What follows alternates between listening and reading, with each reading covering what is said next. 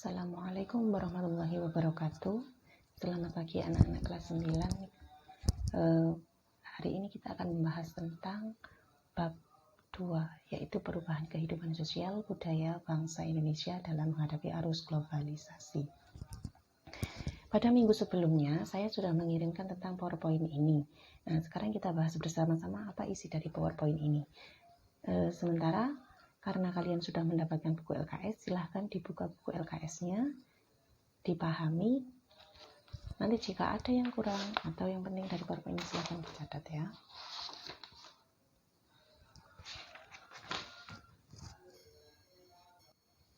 Oke, yang pertama kita bahas yaitu tentang pengertian dari perubahan sosial.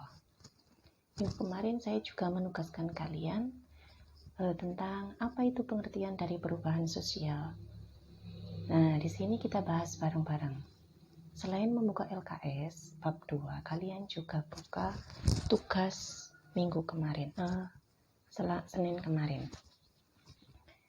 Pengertian dari perubahan sosial menurut Selo Sumarjan, yaitu perubahan-perubahan pada lembaga kemasyarakatan di dalam suatu masyarakat yang mempengaruhi sistem sosialnya, termasuk di dalamnya nilai-nilai, sikap, dan pola perilaku di antara kelompok-kelompok dalam masyarakat. Menurut William Ogburn, batasan ruang lingkup perubahan sosial mencakup unsur kebudayaan, baik yang bersifat material maupun immaterial, dengan menekankan pengaruh yang besar dari unsur kebudayaan yang material terhadap imaterial.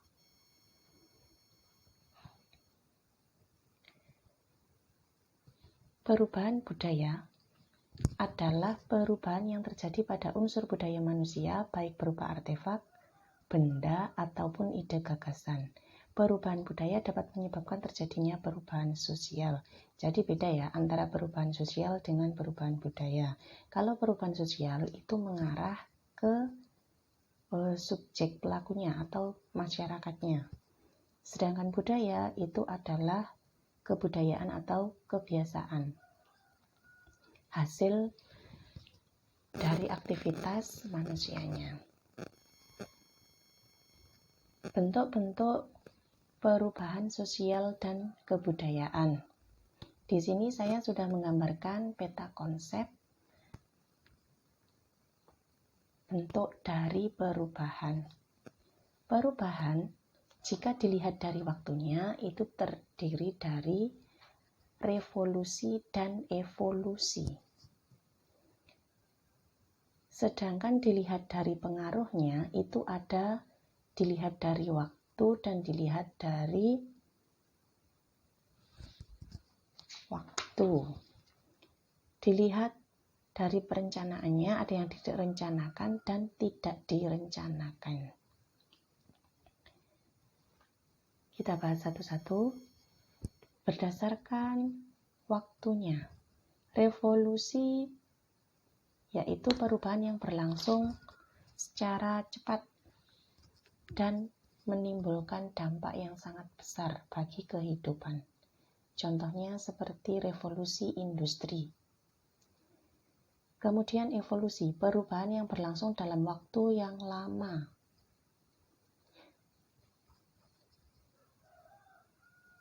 Sedangkan berdasarkan pengaruhnya, yaitu ada perubahan kecil dan perubahan besar. Tadi di peta konsep itu ada kekeliruan ya, salah ketik. Dilihat dari pengaruhnya, itu terdiri dari dua jenis perubahan, yaitu perubahan yang berpengaruh kecil dan perubahan yang berpengaruh besar. Perubahan yang berpengaruh kecil, ini perubahan yang terjadi pada unsur struktur sosial yang membawa pengaruh langsung atau berarti bagi masyarakat. Contohnya seperti perubahan model pakaian atau fashion, kemudian perubahan model rambut. Sedangkan perubahan besar yaitu perubahan yang terjadi pada unsur-unsur struktur sosial, memberi pengaruh langsung atau berarti bagi masyarakat. Contohnya dari perubahan besar, seperti tadi yang terjadi revolusi perubahan industri. revolusi industri, di mana berubahnya alat yang digunakan manusia untuk kebutuhan hidup dari yang awalnya menggunakan alat manual menjadi tenaga mesin. Dari tenaga manual, perubahan dari tenaga manual ke tenaga mesin. Itu perubahan yang sangat besar, mempengaruhi kehidupan orang banyak. Kemudian perubahan berdasarkan perencanaannya. Ada perubahan yang direncanakan, yang terjadi karena adanya perencanaan oleh pihak yang menghendaki perubahan atau agent of change. Dan perubahan yang tidak direncanakan, perubahan yang berlangsung tanpa direncanakan. Perubahan yang terjadi di dalam masyarakat itu disebabkan karena beberapa faktor. Ada faktor internal, yaitu faktor yang berasal dari dalam masyarakat itu sendiri, dan ada faktor eksternal, faktor yang berasal dari luar masyarakat itu. Faktor yang berasal dari dalam masyarakat sendiri atau dikenal dengan faktor internal itu ada yang pertama, perubahan penduduk. Banyak sedikitnya penduduk, jumlah penduduk itu mempengaruhi adanya perubahan yang terjadi dalam masyarakat tersebut. Kemudian yang kedua, penemuan-penemuan baru. Kemarin saya sudah mencantumkan, kalian saya suruh menjelaskan apa itu yang dikenal dengan discovery, apa itu yang dikenal dengan inovasi. Nah, itu merupakan unsur dari penemuan baru ini. Bedanya apa? Discovery itu adalah penemuan-penemuan baru yang belum dipublikasikan ke masyarakat. Jadi belum digunakan, belum diterapkan oleh masyarakat. Sedangkan inovasi adalah discovery yang sudah diakui, dimanfaatkan, diterapkan, diaplikasikan oleh masyarakat. Jadi sudah tahu bedanya ya antara discovery dan invention. Maaf, istilah discovery dan invention. Nanti untuk inovasi itu ada sendiri. Kemudian faktor pendorong berikutnya ada konflik dalam masyarakat. Dan yang terakhir adalah pemberontakan. Sedangkan faktor eksternal itu berupa faktor alam. Faktor alam ini bisa berupa bencana alam seperti banjir, tanah longsor, tsunami. Kemudian peperangan dalam negara, peperangan dalam sebuah negara atau wilayah. Dan pengaruh kebudayaan lain. Kalian juga sudah saya perintahkan untuk mencari penjelasan dari beberapa istilah seperti difusi, akulturasi, asimilasi, penetrasi, invasi, dan milenarisme. Jadi itu adalah faktor intern dan ekstern, faktor pendorong terjadinya perubahan dalam masyarakat. Kemudian, perubahan dalam masyarakat juga bisa terhambat. Lah, faktor yang menjadi penghambat apa?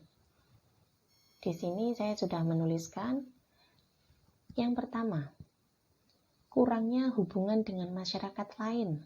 Jadi menutup diri. Sikap masyarakat yang sangat tradisional, tidak mau menerima perubahan, tidak mau menerima pengetahuan baru. Adanya kepentingan yang tertanam dengan kuat. Perkembangan ilmu pengetahuan yang lambat, rasa takut akan terjadinya kegoyahan pada integrasi kebudayaan, hambatan yang bersifat ideologis ini berkaitan dengan prinsip sebuah masyarakat. Kemudian adanya adat atau kebiasaan yang sulit diubah, prasangka terhadap hal-hal baru dan asing. Dampak perubahan sosial, dampak positifnya, perkembangan iptek.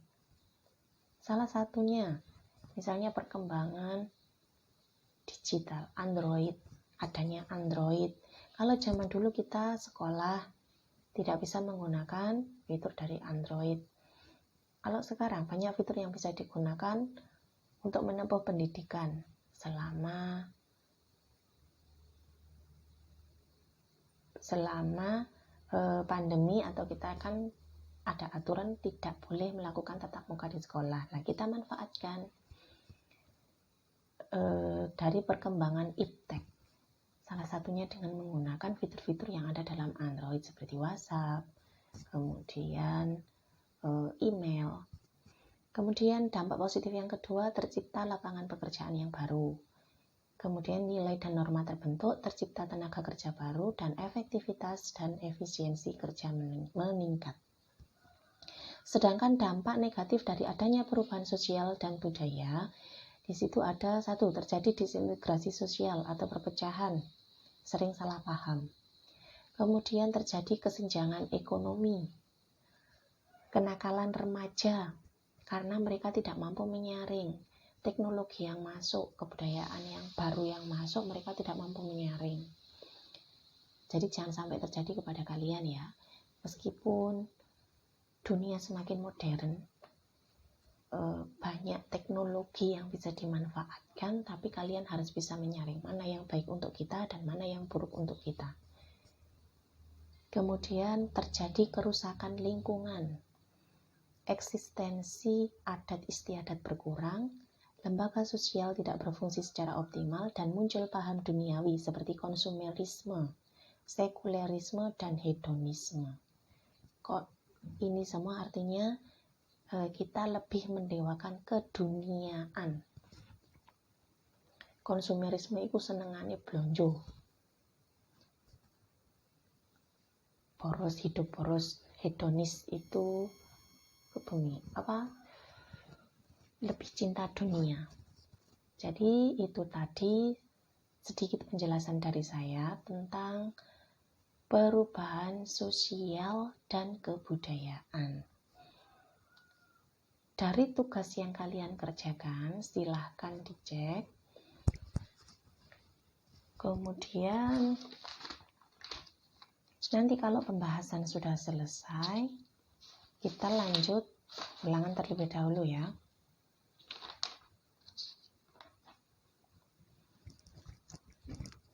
Kalau ada yang ditanyakan, silahkan langsung ditanyakan di grup IPS. Oke, wassalamualaikum warahmatullahi wabarakatuh.